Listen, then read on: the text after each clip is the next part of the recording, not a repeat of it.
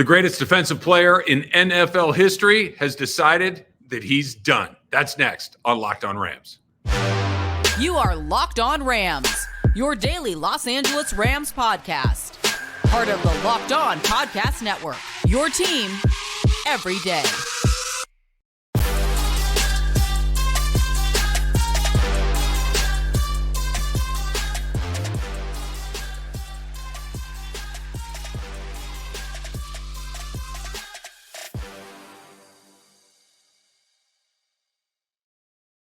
Thanks for making Locked On Rams your first listen every single day, free and available wherever you get your podcasts. Thanks for checking us out. We just went over 12,000 subscribers on YouTube, so thank you to all the everydayers.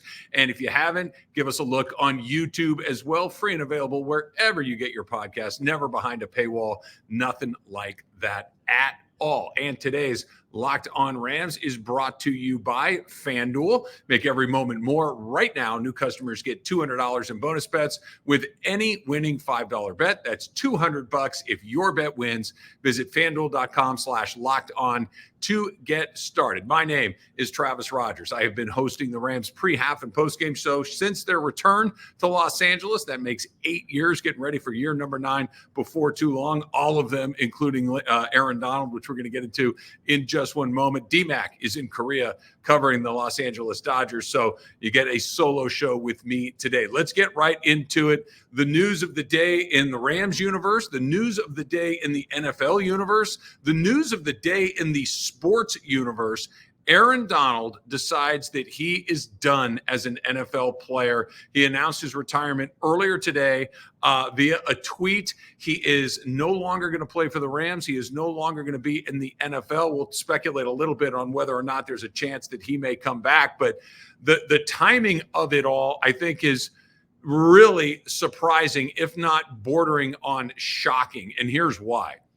Aaron Donald has hinted at retirement before. If you go back to the end of the 2021 season when the Rams were Super Bowl 56 champions and Aaron Donald was up on the dais out in front of the Coliseum and he and his teammates were having a time. He had his shirt off and he was carrying on, but he would not even really commit to 100% coming back to the next season. There was the story right before the Super Bowl about whether or not, if the Rams won, or maybe even if they were not able to beat the Cincinnati Bengals in that game, whether or not he would be coming back.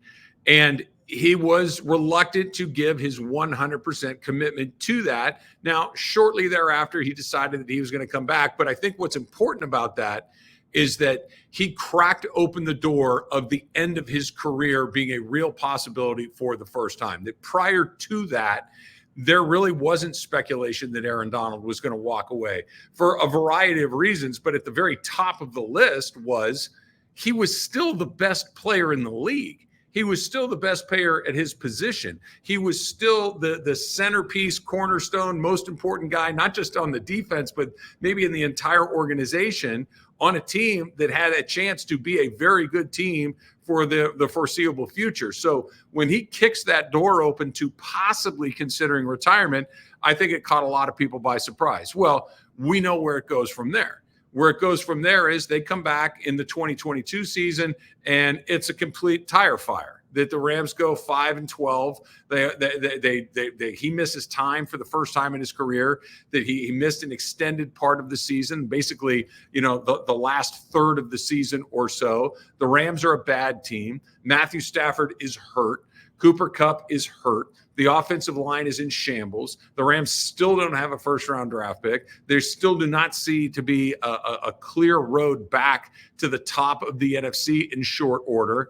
And the conversation shifts to, well, maybe this is a time for the Rams to consider if there's a way to move Aaron Donald. Does Aaron Donald still want to think about retirement? Does Aaron Donald still have what makes him Aaron Donald, that fire in the belly? Is it still there to the level that it was? Or if we're starting a rebuild, is the retirement conversation back? Is him playing in his hometown of Pittsburgh going to be something that gets brought up? And these were conversation points. So had Aaron Donald all of a sudden decided at the end of the 2022 season to, you know what, I'm done. I'm out of here. I've had enough. It's time for me to go to my next chapter in my life, whether that's in another city with another team or just not play football anymore. I don't think it would have caught a lot of people by surprise. The Rams just had a really good year.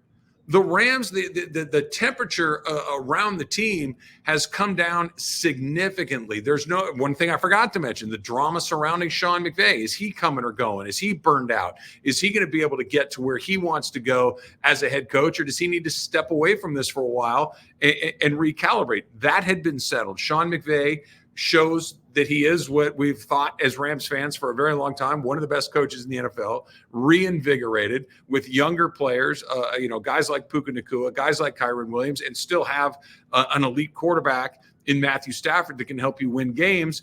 And the Rams shock, I think, just about every NFL observer, myself included, by winning 10 games, going 10-7, going into Detroit and giving them everything they can handle with an opportunity to win that game. And Aaron Donald was a big part of it. Season ends.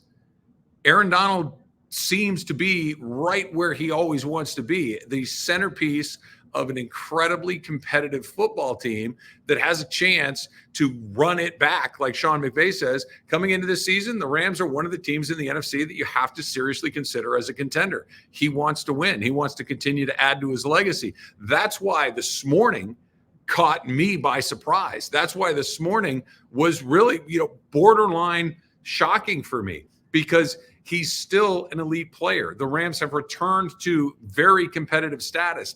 Matthew Stafford is healthy. Sean McVay is still at his best. The offensive players that we talked about, Kyren Williams and Puka Nakua, are there. They just signed 2 offensive linemen to long-term deals that's going to solidify that. The Rams are going to be a good team for a while. Now, And from a purely selfish reason, the Rams go from a team that I think is going to be competitive with Aaron Donald to a team that now has a whole bunch of questions coming up after Aaron Donald. Right now, with life post Aaron Donald, it's life post Kobe, it's life post LeBron James when that happens, post Clayton Kershaw. There's a handful of people in the city that you just kind of always assume that they're going to be there. Intellectually, that they're not, but emotionally, it feels like they're always going to be there. And especially a guy like Aaron Donald, the decline in his play was non-existent. And if it was even there, it was in the smallest tiny amounts. So why now? Why was this the point that he decided to go? I think that's a really interesting question. I think that that's something that we'll continue to talk about for the next days and weeks to come up. But now seems to be the time that he decided that he had had enough. And now the big question becomes, where do the Rams go from here, right? I know that opposing offensive coordinators are thrilled. I know that the rest of the NFC, the quarterbacks in particular, are thrilled. But new defensive coordinator Chris Shula, how does he react to all of this? That's coming up next on Locked On Rams.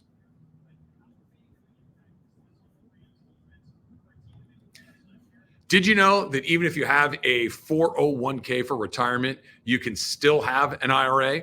Robinhood has the only IRA that gives you a 3% boost on every dollar you contribute when you subscribe to Robinhood Gold. But get this, now through April 30th, Robinhood is even boosting every single dollar you transfer in from other retirement accounts with a 3% match. That's right, no cap on the 3% match. Robinhood Gold gets you the most for your retirement thanks to their IRA with a 3% match. This offer is good through April 30. Get started at robinhood.com/boost. Subscription fees apply. And now for some legal information. Claim as of Q1 2024, validated by Radius Global Market Research. Investing involves risk, including loss. Limitations apply for IRAs and 401ks. 3% match requires Robinhood Gold for 1 year from the date of the first 3% match. Must keep Robinhood IRA for 5 years. The 3% matching on transfers is subject to specific terms and conditions. Robinhood IRA available to U.S. customers in good standing. Robinhood Financial LLC, member SIPC, is a registered broker-dealer.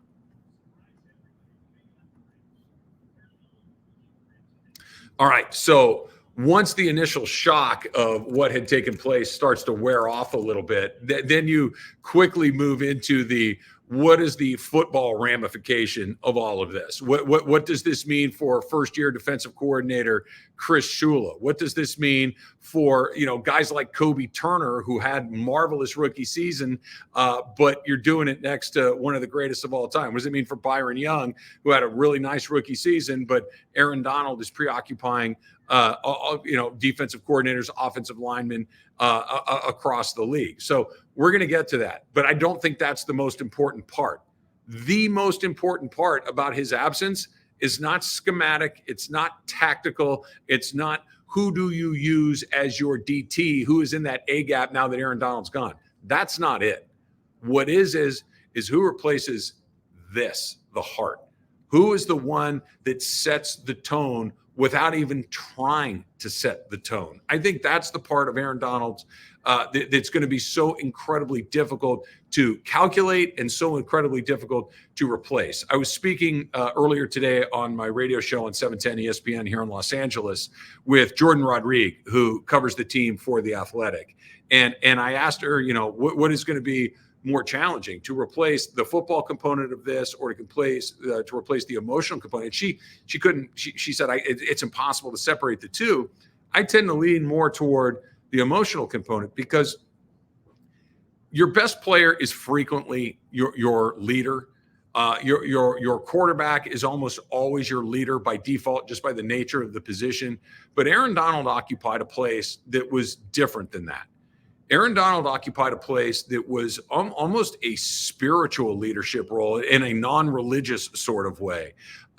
His presence, Aaron Donald's not the most verbose guy in the world. He's not somebody that's going to talk a lot. This isn't somebody that leads by, hey, you do this and you do that, and you better listen to me or else. That's not how he goes about it. What he does is show up every single day, every single game, every single season with his absolute best in impeccable physical condition, with impeccable preparation, and he expects the same from everyone else that's around him. If you don't show up and you're a little soft around the middle and you see Aaron Donald doing what he's doing, how do you feel about yourself? If you show up and you're not prepared with the scheme of the day and Aaron Donald knows it inside and out, how are you feeling about yourself? If you show up and you skipped a workout because you just didn't feel like doing it that day and Aaron Donald looks the way that he does 10 years into the league, how are you feeling about yourself? You can't replace that. Somebody might be able to say the things. Somebody else might be able to rally the troops and give a speech in any given moment. But if somebody's doing something that the team doesn't like and Aaron Donald just shoots you a look, that blank is over with. It's gone. Nobody's messing with Aaron Donald. Just talking with DeMarco Farr today on my radio show as well, who's known Aaron Donald for a long time. And he said he just ends that stuff with a look because it's all of those things. It's a level of respect. It's a level of fear. It's a level of acceptance that Aaron Donald is in charge, and not just on that side of the ball, but throughout the entire organization. Then you have a double void here that you need to fill in. The void of Raheem Morris leaving, who, again, defensive coordinator, sure. A very good, keen football mind, sure. But Raheem Morris was one of those guys that was universally liked and universally respected in and out of the defensive side of the ball, right? Whether it's Stafford's, whether it's offensive players, whether it's people working in the office, trainers, everybody loved Raheem Morris and gave him a great deal of respect and responded to his leadership. Everything I just said about that apply to Aaron Donald, and probably even more so because of the outsized presence he has as a player, and not just a player, but one of the great players of all time. How do you replace that presence?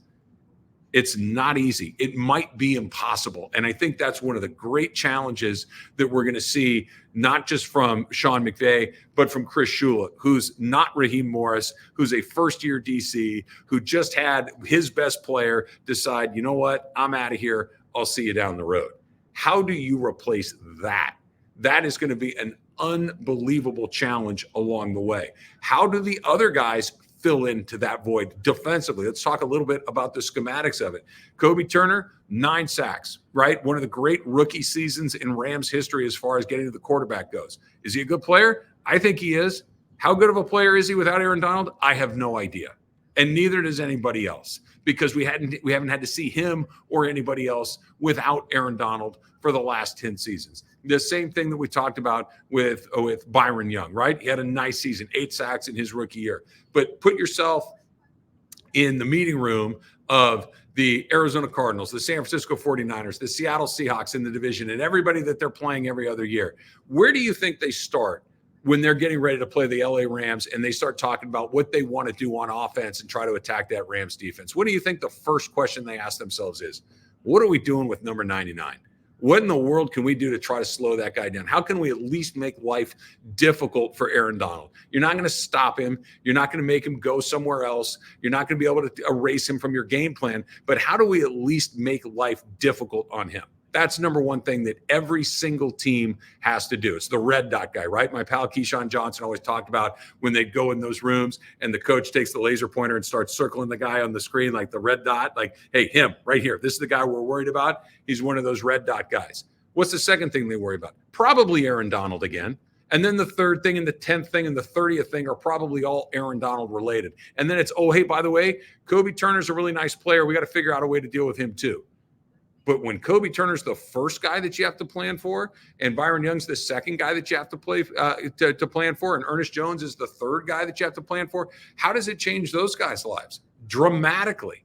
You know, one of the questions we always asked, and it was more of a rhetorical question and an intellectual exercise, was, I wonder how good that guy would be if Aaron Donald wasn't there. We never had to really answer it because Aaron Donald played every game. He didn't miss any time. He was always awesome. And the answer was always, yeah, those guys are pretty good, but Donald's just taking so much pressure off of them. Well, we're going to get an answer to all of that. And I don't think any of us are going to love it. I don't think anybody that cares about the Los Angeles Rams loves what we may see now that he's down the road. They're going to have to do it. They're going to have to try to figure it out. But the answer may be very, very different because Aaron Donald may, in fact, be the greatest defensive player of all time. We're getting into that next, right here on Locked On Rams. Say goodbye to busted brackets because FanDuel lets you bet on every game of the tournament. It is almost here, everybody. So put that FanDuel app on your phone. Make sure that you're ready to go because whether you're betting on a big upset or you like it a little more chalky, right? You like to go with the blue bloods. You want to put those number one seeds in there. It's time to go dancing on America's number one sportsbook. And right now, new customers, you get $200 in bonus bets if your first $5 bet wins. You heard me right. That's $200 to use on point spreads, money lines. You can even pick on who you think is going to win it all. And, you know, look, the Rams odds, they might be a little different. You want to get some futures in there at FanDuel on the Rams now that we know that Aaron Donald isn't coming back? You can probably go check that out as well. All of it's right there available to you on that FanDuel app. So go to FanDuel.com/lockedon and bet on college hoops and anything else you want to do until they cut those nets down. Thanks for making Locked On Rams your first choice. Of course, free and available wherever you get your podcast. My name is Travis Rogers. D-Mac is in Korea covering the Dodgers and the opener of the Dodgers season. He will be back before you know. We'll get all his thoughts on Aaron Donald's retirement as well. So whenever a player of Aaron Donald's stature decides, you know what, I'm out of here, the question always becomes, what's the legacy? Where do they land? How are we going to place them in history relative to players of their own era and players of other eras? And I'm gonna kind of go over to basketball here for half a second. Stick with me because I think that this is the right comparison. If you're talking about who the greatest basketball player of all time, just kind of start thinking around in your head, right? Think about who it is. Is it Michael Jordan? Is it LeBron James? Is it Kareem Abdul-Jabbar? Maybe you got another person in there. Okay. But those are the names, right? You're talking Jordan, you're talking LeBron, you're talking Kareem. You want to put Wilt in there? You want to put Bill Russell in there? Sure. Okay, fine. Aaron Donald is one of those names. Aaron Donald is on one of the shortest lists that there is, which is who are the greatest defensive players of all time. You want to say Lawrence Taylor? I'm not going to call you crazy. I saw Lawrence Taylor play. I played Tecmo Bowl with Lawrence Taylor when I was a kid, so I know what Lawrence Taylor was about. It's a pretty good answer. I'm not going to call you crazy. Reggie White, right? Is Reggie White the greatest defensive player of all time? Okay. Yeah. I mean, there's a case to be made. You want to throw in a Ronnie Lott or something? Oh, okay. All pro at 2 different positions. I get it. Super Bowl champion. Sure. Why not? Throw him in there. But if you don't have Aaron Donald on your list, you are doing it all wrong, because not only was he the best player at his position, not only was he the best player of his era, he's doing things that we have not seen in football that don't include some of the other best names. And I'm just going to read you some of these stats here, because this is crazy. Okay. This list is 2 people long. There are 2 people that have done the following: 1 defensive rookie of the year, been the defensive player of the year multiple times, been a 5-time or more all-pro first team selection, win the Super Bowl. You know who's on that list? Aaron Donald and Lawrence Taylor. Those are the 2 names on that list. Okay, here's another one for you, right? There are 2 players that have played 10 years in the NFL and also get selected to the Pro Bowl each and every season in the 10 years that they played. Do you know who is on that list? Aaron Donald and Barry Sanders. Okay, this is the company that he's keeping. 2 people on one list, and the other name is Barry Sanders, and the other list is Lawrence Taylor. That's what we're talking about. Most first-team all-pro selections in the history of the NFL, right? Defensive players in NFL history. Aaron Donald with 8, Lawrence Taylor with 8, Reggie White with 8, Bruce Smith with 8. Okay, this is the company that this man keeps. So we can talk eye test. We can talk about his ability to rack up stacks, in particular pressures and sacks on quarterbacks at a position where you're not supposed to, right? Your defensive tackle is not the guy that's supposed to blow up the pocket play after play after play. That's what the guys on the outside are for. He's doing it from the inside. You can talk about it schematically like that. I want to throw one more thing in there as well. There's a great moment on NFL Films where, as the Rams are right down to the wire in Super Bowl 56 against the Cincinnati Bengals, and they got Sean McVay mic'd up, and it's the biggest play of the game. It's the Bengals' last chance for them to try to put something on the board before time expires. And Sean McVay says to nobody, basically says it to himself, this is where Aaron Donald makes a play. Guess what happened? Take a wild guess at what happened next. Aaron Donald gets in the backfield. He sacks Joe Burrow. The game ends. The Rams win. Aaron Donald turns around with the confetti falling, pointing to the ring on his finger, is the crowning achievement of his life. And I think that's what the true greatness of a player like Lawrence Taylor, a player like Reggie White, and certainly a player like Aaron Donald do. When you absolutely got to have it, does your best guy give it to you?